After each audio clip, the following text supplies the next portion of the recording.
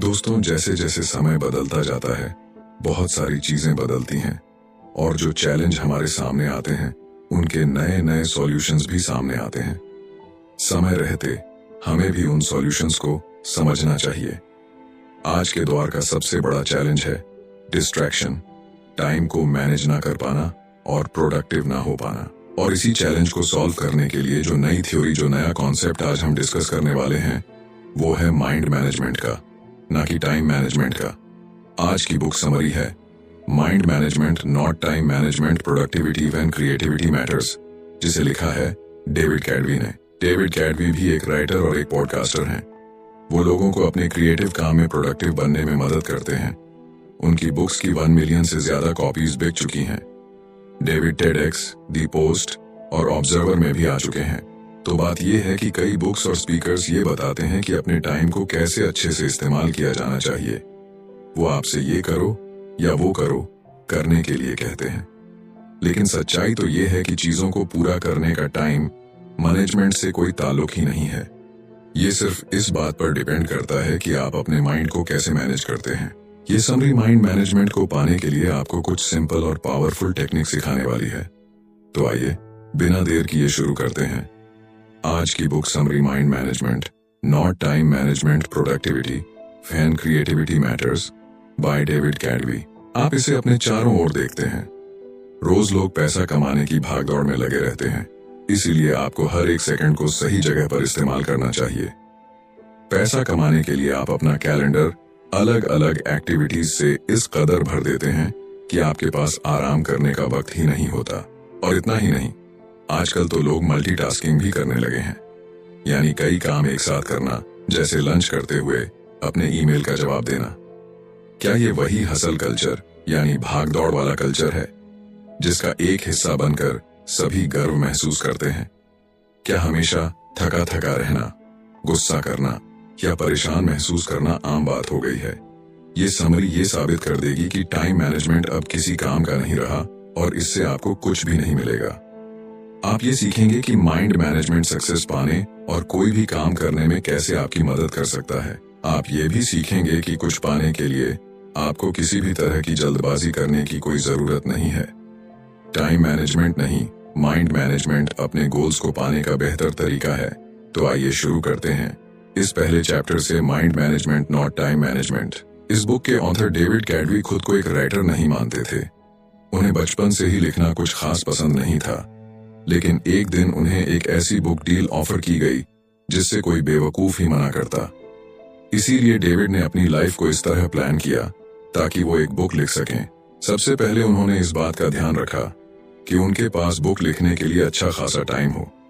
उन्होंने अपने दोस्तों के साथ डिनर और दूसरे प्लान्स को कैंसिल कर दिया, पर इनकी जगह अपने राइटिंग सेशंस को रखने लगे। डेविड ने डेट्स पर जाना भी छोड़ दिया, यहाँ तक कि अपनी ग्रोसरी और खाना भी घर पर डिलीवर करवाने लगे। उन्होंने अपनी बुक लिखने पर फोकस करने के लिए जी जान लगा दी थी।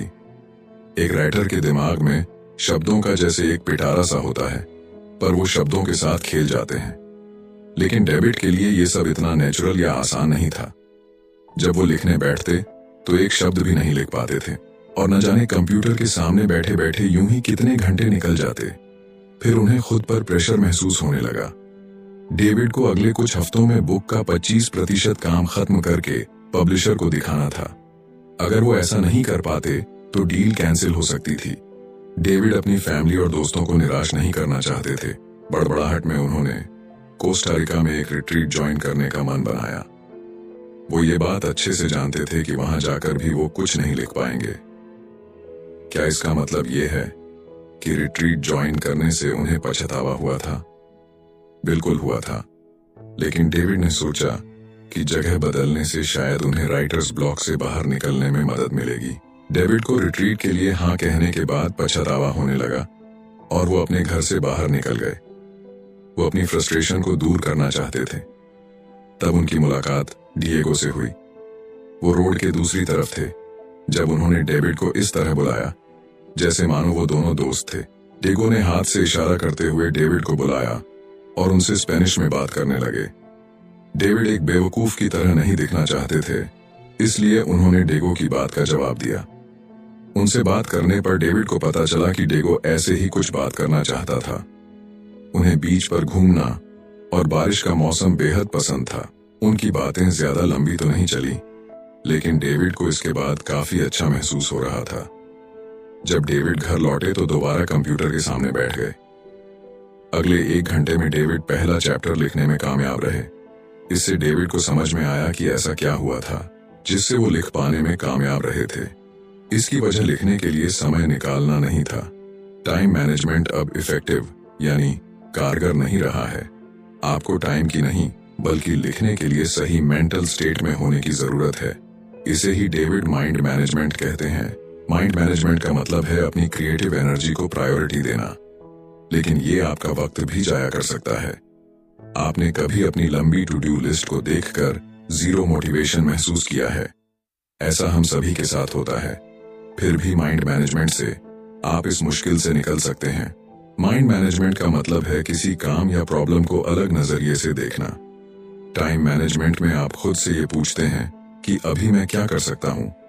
ज्यादातर समय इस सवाल की वजह से आप टाल मटोल करने लगते हैं। आप ये जानते हैं कि आपको कुछ करने के लिए आपके पास फोकस और मोटिवेशन नहीं होता है। दूसरी तरफ माइंड मैनेजमेंट में आप खुद से पूछते हैं कि अभी मैं कौन सा काम करने के मूड में हूँ, पर मुझे ऐसा क्या करना चाहिए जो मेरे मूड के साथ फिट हो सके। अपने काम को पूरा करने का सबसे अच्छा तरीका है कि आपका मेंटल स्टेट और वो काम दोनों एक दूसरे के साथ मैच करना चाहिए। इससे एनर्जी और वक्त जैसे रिसोर्सेज वेस्ट नहीं होते। नेक्स्ट चैप्टर है क्रिएटिव स्वीट स्पॉट। क्रिएटिव होना कोई ऐसी चीज नहीं है जो आसानी से आपके अंदर आ जाती है। ये कोई ग्रोसरी नहीं है जिसे आप खरीद कर ला सकते हैं। क्रिएटिविटी की प्रोसेस में वक्त लगता है। कोई कहानी सुनाने, गाना लिखने या फिर एक पेंटिंग बनाने के लिए आपका स्टेट ऑफ माइंड सही होना बहुत जरूरी है। डेविड क्रिएटिव मोड में घुसने के लिए 2 तरह की थिंकिंग का इस्तेमाल करते हैं, जो है डाइवर्सन थिंकिंग और कन्वर्शन थिंकिंग। डाइवर्जेंट थिंकिंग तब होती है जब आपके थॉट्स यानी विचार बिखरे हुए होते हैं। इसमें आपका ध्यान कई चीजों पर होता है। जब आप इन अलग अलग थॉट्स को जोड़ देते हैं तो इसे कन्वर्जेंट थिंकिंग कहते हैं। तब राइटिंग का ही एग्जाम्पल ले लीजिए। आप कुछ कहना चाहते हैं, लेकिन उसे कहने के लिए आपके पास कई तरीके हैं। पहला, आप कहना क्या चाहते हैं? क्या आप इसे फॉर्मल तौर पर कहना चाहते हैं या फिर ऐसा कहना चाहते हैं जैसे आप एक दोस्त से बात कर रहे हो? क्या आप इसे कोई नाम नहीं देना चाहते या फिर आप सभी को ये बता देना चाहते हैं कि इसे आपने लिखा है? इसे डाइवर्जेंट थिंकिंग कहते हैं। कन्वर्शन थिंकिंग उसे कहते हैं जब आप अपने ऑप्शंस में से किसी एक को चुनते हैं। जैसे मान लीजिए कि आप अपने पहले प्यार के बारे में लिखना चाहते हैं। आप अपने रीडर्स के लिए अपनी राइटिंग के टोन को एक दोस्त की तरह पेश करना चाहते हैं। आप इसे कोई नाम नहीं देना चाहते क्योंकि आप खुद की पहचान सबके सामने नहीं लाना चाहते। इसीलिए अच्छे क्रिएटिव आइडियाज बनाने के लिए आपको डाइवर्सेंट और कन्वर्शन थिंकिंग दोनों की जरूरत होती है। अपने फाइनल प्रोडक्ट को ब्रिलियंट बनाने के लिए आपको सबसे बेहतरीन आइडियाज की जरूरत है, पर आप इन आइडियाज को कैसे ढूंढेंगे? अपने क्रिएटिव स्पॉट को पहचान कर। आपका क्रिएटिव स्पॉट उस वक्त और उस जगह के बारे में बताता है जिसमें आप अपना बेस्ट क्रिएटिव काम कर पाते हैं। क्रिएटिव काम ऐसी चीज नहीं है जिसे आप किसी गाइड बुक की मदद से कर सकते हैं, जिसमें कोई लॉजिक या कोई मैथमेटिकल फॉर्मूला काम नहीं आता। क्रिएटिव वर्क एक ऐसा अनोखा थॉट प्रोसेस है जिसे हम अक्सर इंसाइट कहते हैं। न्यूरोसाइंटिस्ट के मुताबिक इंसाइट अचानक हुए एहसास या नजरिए में हुए बदलाव को कहते हैं। इंसाइट को एक यूरेका मूवमेंट भी मान सकते हैं, जो तब होता है जब कुछ मिलने से आपकी आंखों में खुशी के आंसू आ जाते हैं। क्या आपको कभी अचानक से कोई ब्रिलियंट प्लान आइडिया आया है? उसे ही यूरेका या फिर मिल गया ये मोमेंट कहते हैं। ये तब होता है जब अपने गाने के कुछ मिस शब्द आपको अचानक से मिल जाए या आप अपनी कहानी का एक परफेक्ट प्लॉट ढूंढ निकालते हैं। आप दोबारा कुछ पेंट करना चाहते हैं, लेकिन यह नहीं जानते कि क्या पेंट करें, तो इसके लिए अपने पसंदीदा कार्टून कैरेक्टर को पेंट करने के बारे में अचानक याद आना एक यूरेका मोमेंट होगा। जिनके खास वक्त के दौरान अपने क्रिएटिव स्पॉट को ढूंढना आसान हो सकता है। याद रखिएगा कि ये माइंड मैनेजमेंट के बारे में, टाइम मैनेजमेंट के बारे में नहीं। आपकी एनर्जी हर एक दिन या पूरे दिन एक जैसी नहीं रहती है। जैसे जॉब पर आपकी बहुत सी एनर्जी खर्च हो जाती है, ऐसे ही अपने दोस्तों के साथ सोशलाइज करना या अपनी पेंटिंग या नोबेल पर काम करने जैसे काम भी आपकी बहुत सारी एनर्जी ले लेते हैं। इसीलिए दिन का वो सही वक्त ढूंढ निकालिए जब आपके अंदर सबसे ज्यादा एनर्जी होती है। आपको अपने सिस्टम यानी अपने स्लीप साइकिल से भी तालमेल बनाकर रखना होगा। ये सिस्टम आपको दिन में जगे रहने में मदद करता है। इसे ऊपर जाती हुई एक लाइन की तरह सोचिए। जितना ज्यादा आप जागे रहेंगे उतने ज्यादा आप अलर्ट रहेंगे, लेकिन जागे रहने के साथ साथ अलर्ट रहने को आपका स्लीप डेट सिस्टम रोक देता है। दूसरे शब्दों में कहें, अगर आप एक रात अच्छे से नहीं सोएंगे तो आपका स्लीप डेट बहुत ज्यादा हो जाता है। अपने स्लीप डेट को नीचे जाती हुई एक लाइन की तरह सोचिए, क्योंकि ये आपके एनर्जी को कम करता है। आपके सिस्टम और स्लीप डेट दोनों की लाइन दोपहर के शुरुआती वक्त लगभग 2:30 बजे मिलती है। इसी वजह से आप इस वक्त सुस्त और थका हुआ महसूस करते हैं। अपनी बॉडी क्लॉक को समझने से आपको अपने काम पर आसानी से फोकस करने में मदद मिलती है। बहुत से लोग सुबह सुबह बहुत फोकस्ड होकर काम करते हैं, जैसे बेस्ट वायलिन प्लेयर अपने दिन की शुरुआती 2-4 घंटे मन लगाकर प्रैक्टिस करते हैं। मशहूर राइटर वर्जीनिया वुल्फ और साइकोलॉजिस्ट BFP ऐसा ही करते हैं। ऐसा इसलिए क्योंकि सुबह का वक्त वो समय होता है जब लोग पूरी तरह से जगे हुए और सबसे ज्यादा अलर्ट रहते हैं। अपने क्रिएटिव स्पॉट को हासिल करने के लिए डेविड ने एक और तरीका बताया है। इसे वो फर्स्ट आवर रूल कहते हैं, जो अपने काम को पूरा करने में उन्हें डिसिप्लिन रहने में मदद करता है। जब आप अपने दिन का सबसे पहला घंटा अपने प्रोजेक्ट पर लगाते हैं तो उसे फर्स्ट आवर रूल कहते हैं। और ये कोई ऐसा वैसा प्रोजेक्ट नहीं होना चाहिए, बल्कि आपका सबसे इम्पोर्टेंट प्रोजेक्ट होना चाहिए। ऐसा करने से आप उस प्रोजेक्ट को जल्दी पूरा कर पाएंगे। इसे सुनकर ऐसा लग रहा होगा ना कि क्या आप ऐसा सच में मुमकिन है? तो जवाब है जी हाँ, बिल्कुल मुमकिन है। अपने दिन की शुरुआत अपने सबसे इम्पोर्टेंट काम से कीजिए, यानी एक ऐसे काम से जो आपको करना ही है। ऐसा करने से इसे पूरा करने के लिए आपके आलसी होने के चांसेस काफी कम हो जाते हैं। ऐसा करना उस काम में आने वाली रुकावटों को भी रोकता है। इस इम्पोर्टेंट लर्निंग को लेने के बाद बढ़ते हैं नेक्स्ट चैप्टर की ओर, द 4 स्टेजेस ऑफ क्रिएटिविटी। जब आप असल में राइटिंग और पेंटिंग नहीं कर रहे हैं, तब भी आप राइटिंग और पेंटिंग कर सकते हैं। क्रिएटिविटी का प्रोसेस सिर्फ राइटिंग और पेंटिंग के बारे में नहीं है। इसे सोशल साइकोलॉजिस्ट ग्राम बोलर कंट्रोल के 4 स्टेज या क्रिएटिविटी के 4 स्टेज कहते हैं। पहला स्टेज है प्रिपरेशन, यानी कि तैयारी करना। ये तब होता है जब आप अपने प्रोजेक्ट के बारे में सब कुछ सोचते हैं। आपकी स्टोरी में कौन सी कैरेक्टर होंगे, आपका गाना कितना लंबा होगा, पेंटिंग बनाने के लिए आप किस चीज का इस्तेमाल करेंगे। ये ब्रेनस्टॉर्मिंग यानी दिमाग चलाने वाला स्टेज है। इसमें आपके पास अपने प्रोजेक्ट की इतनी इंफॉर्मेशन होती है कि आप एक चलते फिरते इंसाइक्लोपीडिया की तरह हो जाते हैं। डेविड ने भी अपनी बुक पर इसी तरह काम करना शुरू किया था। ऐसा भी वक्त हुआ जब वो अपने लिविंग रूम में बैठकर इंफॉर्मेशन के ऐसे सोर्सेज को खोलकर देखा करते थे। डेविड के चारों ओर बुक्स, न्यूज़पेपर और जर्नल्स बिखरे रहते थे। उनके पास एक व्हाइट बोर्ड भी था, जिस पर वो पॉसिबल टॉपिक्स और चैप्टर लिखते थे। डेविड ने जो रिसर्च की थी वो समय की बर्बादी नहीं थी, ये उन्हें क्रिएटिविटी के अगले स्टेज तक पहुंचने में मदद कर रही थी। दूसरा स्टेज इंक्यूबेशन है। ये ऐसा वक्त होता है जब आप अपने प्रोजेक्ट पर इतना एक्टिव होकर काम नहीं करते हैं। आप शायद किसी और चीज पर काम कर रहे होते हैं या फिर अपने दोस्तों और फैमिली के साथ वक्त बिता रहे होते हैं। हमें बीच बीच में ब्रेक लेने की जरूरत होती है। इसी काम को तुरंत पूरा करने के लिए खुद को मजबूर करना हमेशा काम नहीं करता है। ऐसा करने से आप फ्रस्ट्रेट होने लगेंगे और आपको गुस्सा आ जाएगा। ऐसा होने से आपको अपने क्रिएटिव स्पॉट को ढूंढने में और तीसरे स्टेज पर जाने में मुश्किल होगी। तीसरा स्टेज एलिमिनेशन है। ये यूरेका या आहा मूवमेंट है। तीसरे स्टेज को पूरी तरह नहीं समझाया जा सकता। ऐसा इसलिए क्योंकि ये अचानक से होने वाला और अनप्रेडिक्टेबल होता है। जैसा कि बताया गया है कि अगर आप जरूरी तैयारी नहीं करेंगे तो आप इस स्टेज तक नहीं पहुंच सकते। आपको पहले स्टेज पर बहुत सा वक्त देना होगा। आइए जानते हैं कि पहला स्टेज आपको तीसरे स्टेज पर पहुंचने में कैसे मदद करता है। इसके लिए हम दी बीटल्स के पॉल मैककार्टनी का एग्जाम्पल लेंगे। पॉल ने यस्टरडे नाम का वो यादगार गाना बड़े ही अनोखे तरीके से कंपोज किया था। उन्हें इस गाने की धुन अपने सपने में सुनाई दी थी। जब उनकी आंख खुली तो वो आंधी नींद में उठकर अपने पियानो पर उस धुन को बजाने लगे और इस तरह इतिहास के सबसे महान गानों में से एक गाना बना। लेकिन ये इतना भी आसान नहीं था। येस्टरडे लिखने से पहले भी पॉल कुछ गाने लिख और बना रहे थे। वो सालों से म्यूजिक क्रिएट करते आ रहे थे और क्योंकि वो येस्टरडे जैसा गाना लिख पाए थे, उनका काम वही नहीं रुक गया था। नहीं, पॉल ने यह पक्का किया कि वो चौथे स्टेज को भी अच्छे से पूरा करें, जो है वेरिफिकेशन। चौथा स्टेज वेरिफिकेशन है। ये तब होता है जब आप एलिमिनेशन की स्टेज में आए यूरेका मूवमेंट के बारे में सोचते हैं।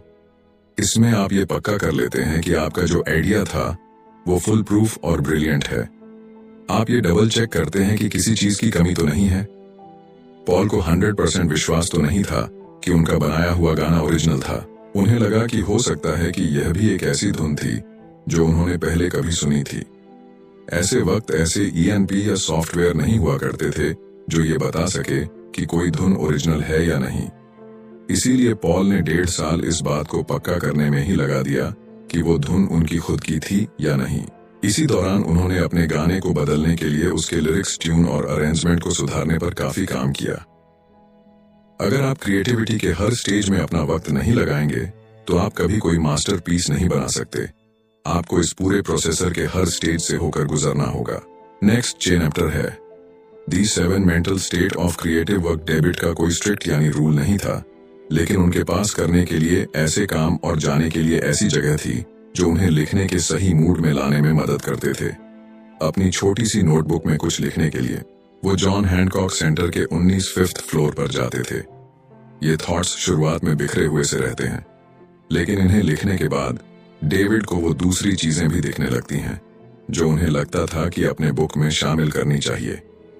जॉन हैंकॉक सेंटर डेविड को उनके थॉट्स को अरेंज करने में मदद करता था। एब्सेंटो कॉफी नाम की एक कॉफी प्लेस थी जो डेविड को बहुत पसंद थी। वहां का मन लुभाने वाला खूबसूरत नजारा और कॉफी बीन्स की सुगंध उस जगह को राइटिंग के लिए एक आइडियल जगह बनाती है। डेविड की तरह आप भी अपने मेंटल स्टेट के मुताबिक अलग अलग तरीके के काम कर सकते हैं। आपका mental state in 7 mental status में से एक हो सकता है। पहला है प्रायोरिटाइज्ड मेंटल स्टेट। ये तब होता है जब आप एक प्लान बनाते हैं। आप ये फैसला लेते हैं कि आपको क्या करने की जरूरत है और आप उसे कैसे हासिल करेंगे। इसमें आप ये भी डिसाइड करते हैं कि क्या इंपॉर्टेंट है और क्या नहीं। यही तो डेविड जॉन हैंकॉक सेंटर में करते थे। दूसरा है एक्सप्लोर मेंटल स्टेट। ये रिसर्च करने के बारे में नहीं है। इसमें स्पेसिफिक सवालों के स्पेसिफिक जवाबों को देने की जरूरत नहीं होती। एक्सप्लोर मेंटल स्टेट में अपनी क्यूरियोसिटी को खुला छोड़ने और इसके लिए गिल्टी फील ना करने के बारे में कहा गया है। जैसे मान लीजिए कि आप कुछ पेंट करने का सोच रहे हैं। आपको क्या पेंट करना है, आप इस बात पर रिसर्च करते हैं, लेकिन इस चक्कर में आप पेंटिंग की हिस्ट्री पर एक पूरी डॉक्यूमेंट्री देख डालते हैं।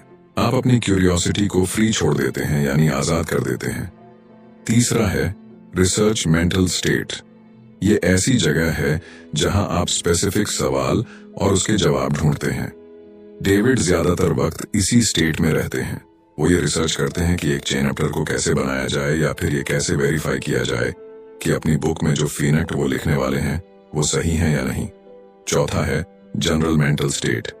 ये वो स्टेट है जहां आप एक्चुअल में काम करते हैं। आप पहले दिए गए मेंटल स्टेटस में इकट्ठे किए गए आइडियाज को जोड़कर कुछ बनाते हैं। जैसे अपना पहला ड्राफ्ट लिखना। पांचवा है पॉलिश मेंटल स्टेट। ये स्टेज उस काम को एडिट करने और तराशने का है जो आपने पिछली स्टेट में बनाया था। जैसे आप ये ध्यान देते हैं कि आपके सेंटेंस का कोई मतलब हो। पेंटिंग में आप ये चेक करते हैं कि कैनवास पर ऐसी कोई जगह ना छूट गई हो जहां आपने पेंट नहीं किया, या कोई ऐसा कलर तो नहीं है जिसे और ज्यादा डीप या हल्का करने की जरूरत है। छठा है एडमिनिस्ट्रेटिव मेंटल स्टेट। आप हमेशा अपने क्रिएटिव काम पर फोकस नहीं कर सकते। आपकी भी कुछ जिम्मेदारियां हैं जो आपको करनी होगी, जैसे अपने बिल्स भरना और अपनी फैमिली के साथ वक्त बिताना। ये मेंटल स्टेट इसलिए जरूरी है क्योंकि आपको अपनी लाइफ के दूसरे एरिया पर भी ध्यान देना होगा। आखिर में रिचार्ज मेंटल स्टेट होता है। इसमें आपको खुद को आराम देने और रिफ्रेश करने की जरूरत होती है। एक दिन छुट्टी लीजिए या वेकेशन पर जाइए जब डेविड अपनी बुक होती है। एक दिन छुट्टी लीजिए या वेकेशन पर जाइए एक नॉइस जब डेविड अपनी बुक को लेकर स्ट्रेस लेते हैं तो वो मसाज लेने चले जाते हैं। कभी कभी फनी वीडियो या मूवी देखना भी इसमें मदद कर सकता है। खुद को शांत करने और अपने माइंड को रिलैक्स करने के तरीके ढूंढे। क्रिएटिव साइकिल्स डेविड का बड़ा अजीब सा रूटीन था। रात को 12 बजे से सुबह 4 बजे तक वो सिर्फ अपनी बुक पर फोकस करते थे। सुबह 4 बजे वो लाइट ऑफ करते, अपना कंप्यूटर बंद करते और दोपहर तक सोते रहते। अगले दिन दोपहर में डेविड तैयार होते और कॉफी शॉप चले जाते। वो कैफे में तब तक काम करते जब तक उसके बंद होने का वक्त नहीं हो जाता था। इसी को डेविड क्रिएटिव साइकिल कहते हैं। ये एक ऐसा रिपीट होने वाला साइकिल है जिसमें अपने काम में आगे बढ़ने के साथ साथ आपको आराम करने का वक्त भी मिलता है। क्रिएटिव साइकिल में क्रिएटिविटी के 4 स्टेज होते हैं, जिसमें आप प्रिपेयर, इनकलबेट, एलिमिनेट, ऑनर, वेरीफाई करते हैं। क्रिएटिव साइकिल को टाइम पर बेस्ड होने की जरूरत नहीं है। ये हफ्तों और यहाँ तक कि कई अलग अलग मौसम पर बेस्ड हो सकता है। आइए क्रिएटिव साइकिल का एक एग्जाम्पल देखते हैं। बैड क्रिएटिविटी की पहले स्टेज प्रिपरेशन को रात में करना पसंद करती है। रात की शांति उन्हें फोकस करने में मदद करती है। नॉइस, इसलिए वो अपने गाने के लिए बहुत सी इंफॉर्मेशन ढूंढ पाती है, चली जाती है। उनमें से वो क्रिएटिविटी के दूसरे स्टेज में चली जाती है, जो है इंक्यूबेशन। जब वो सोती है तो बेथ का ध्यान अपने क्रिएटिव काम पर नहीं रहता। इससे सुबह बेथ को आराम और इंस्पायर्ड महसूस होता है। वो क्रिएटिविटी के तीसरे स्टेज में पहुंचाती है, जो है इल्यूमिनेशन। जब वो अपना ब्रेकफास्ट खाती है तो उन्हें एक आहा मूवमेंट मिलता है। उन्हें अपने गाने के सही अल्फाज मिल जाते हैं और वो तुरंत उन्हें अपने पास रखे टिश्यू पेपर पर लिख लेती है। पूरी दोपहर अपने गाने को सुधारने में लगा देती है। वो कुछ अल्फाजों को बेहतर अल्फाजों से बदल देती है और उस धुन को बजाने के लिए बेस्ट इंस्ट्रूमेंट्स को चुनती है। अपने माइंड को मैनेज करने के लिए बहुत से ऑप्शंस है। आपको सिर्फ वो ढूंढने की जरूरत है जो आपको सबसे ज्यादा सूट करता है। नेक्स्ट चैप्टर है क्रिएटिव सिस्टम्स। एक बार डेविड बड़ी मुश्किल में थे। उन्हें अपने पॉडकास्ट के लिए डॉक्टर रॉक के साथ इंटरव्यू करना था। डॉक्टर रॉक डेविड के लिए एक इंस्पिरेशन थे। उन्होंने यूर ब्रेन एट वर्क नाम की एक बुक लिखी थी, जिसकी मदद से डेविड ये समझ पाए थे कि क्रिएटिव वर्क में माइंड कैसे काम करता है। डेविड डॉक्टर रॉक को अपना आइडियल मानते थे, लेकिन जिस दिन डेविड को डॉक्टर रॉक से बात करनी थी, उन्हें कई मुश्किलों का सामना करना पड़ा। पहले जो अपार्टमेंट उन्होंने रेंट पर लिया हुआ था, वहां कंस्ट्रक्शन का काम चल रहा था। पूरे दिन वहां शोर रहता था। एक पॉडकास्ट को रिकॉर्ड करने के लिए इससे खराब हालत नहीं हो सकती थी। दूसरा, डेविड हाल ही में अपनी बुक लिखने के लिए पनामा सिटी में रहने आए थे, पर अपने नए मोहल्ले को इतने अच्छे से नहीं जानते थे, इसलिए उन्हें इस बात का कोई अंदाजा नहीं था कि इंटरव्यू के लिए उन्हें कोई अच्छी दूसरी जगह कहाँ मिल सकती थी। तीसरा, डेविड जानते थे कि इस इंटरव्यू का स्केड्यूल बदलना नामुमकिन होगा, क्योंकि डॉक्टर रॉक जैसे जाने माने लोग हमेशा बिजी रहते हैं। ये जिंदगी में एक बार मिलने वाला सुनहरे मौके जैसा था। ऐसा लग रहा था कि ये साफ है कि क्या होने वाला है। डेविड को पॉडकास्ट कैंसिल करना होगा। उस दिन कुछ भी ठीक नहीं हो रहा था, लेकिन डेविड का क्रिएटिव सिस्टम एक्टिवेट हुआ और उन्होंने डॉक्टर रॉक को एक ईमेल लिखा। न जाने कैसे लेकर अचानक से वो ना उम्मीद महसूस नहीं कर रहे थे। उन्होंने हर उस प्रॉब्लम का उपाय निकाल लिया था जो उनके सामने आ रही थी। आखिर में डेविड डॉक्टर रॉक के साथ रिकॉर्डिंग करने में कामयाब हो गए थे। क्रिएटिव सिस्टम में एक ऐसा रिपीटिंग प्रोसेसर है जो आपको अपने क्रिएटिव काम को करने में मदद करता है। यह आपको जानने में मदद करता है कि अपनी मेंटल एनर्जी को ध्यान में रखते हुए क्या स्टेप्स लेने चाहिए। क्रिएटिव सिस्टम को एक छाती की तरह सोचिए जो आपके क्रिएटिव साइकिल और क्रिएटिविटी के स्टेज को कवर देता है। ये बेसिकली पूरे क्रिएटिव प्रोसेसर की देखरेख करता है। क्रिएटिव सिस्टम को कम से कम क्रिएटिव डोज की जरूरत होती है। ये वो सबसे छोटी चीज है जो आप अपने क्रिएटिव काम को आगे बढ़ाने के लिए कर सकते हैं। मान लीजिए कि आप एक राइटर हैं। आपका मिनिमम क्रिएटिव डोज है अपनी बुक का एक पैराग्राफ लिखना। मिनिमम क्रिएटिव डोज आपको अपनी दूसरी प्रायोरिटीज पर ध्यान देने में मदद करता है। क्रिएटिव काम के लिए ओपन लूप भी अच्छी चीज है। आईएसी एक एग्जाम्पल से समझते हैं। जब आप अपनी बिल्ली को खाना देते हैं तो आप ध्यान देते हैं कि उसका खाना खत्म होने वाला है। आप सुपरमार्केट से बिल्ली का खाना लेने के लिए एक मेंटल नोट बना लेते हैं।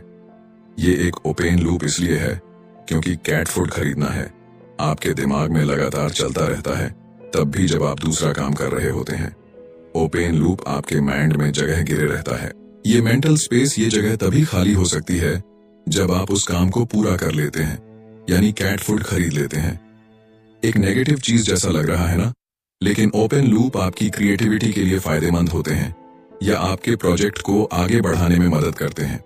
आइए उस एग्जाम्पल पर वापस चलते हैं जहां आप एक राइटर थे और अपनी बुक के लिए एक पैराग्राफ लिख रहे थे कि आपके दिमाग में एक कूपन लूप बनाता है जिसे आप अगले दिन और आगे आने वाले दिनों में वापस देख सकते हैं।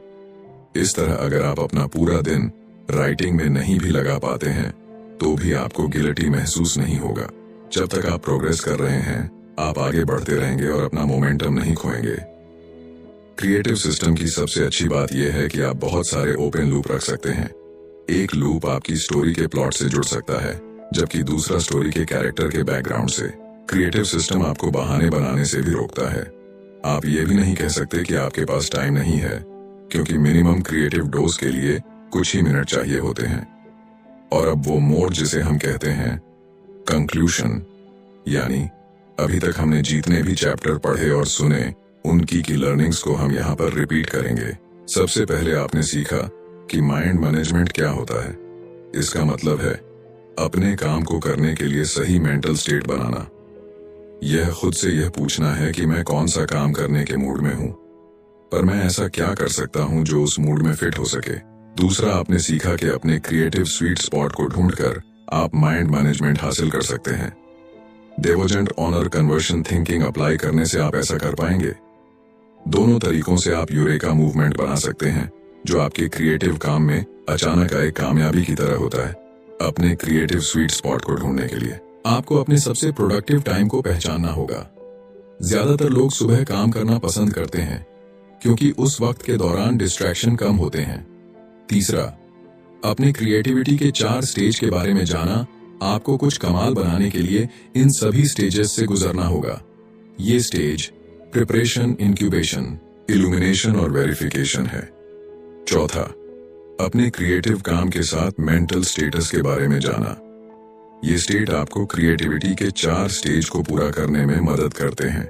ये 7 मेंटल स्टेट है: priorities, explore, research, generate, polish, administrate और रिचार्ज। 5वां, आपने क्रिएटिव साइकिल के बारे में जाना। ये क्रिएटिव काम करने और आराम करने के लिए टाइम निकालने का रिपीटिंग साइकिल है। क्रिएटिव साइकिल ये डिसाइड करता है कि कौन सा टाइम फ्रेम आपके लिए काम करता है, भले ही वो हफ्ता, महीना या कोई सीजन ही क्यों ना हो। नॉइस। छठा, अपने क्रिएटिव सिस्टम के बारे में जानना। ये क्रिएटिविटी के 4 स्टेज और क्रिएटिव साइकिल की देखरेख करता है।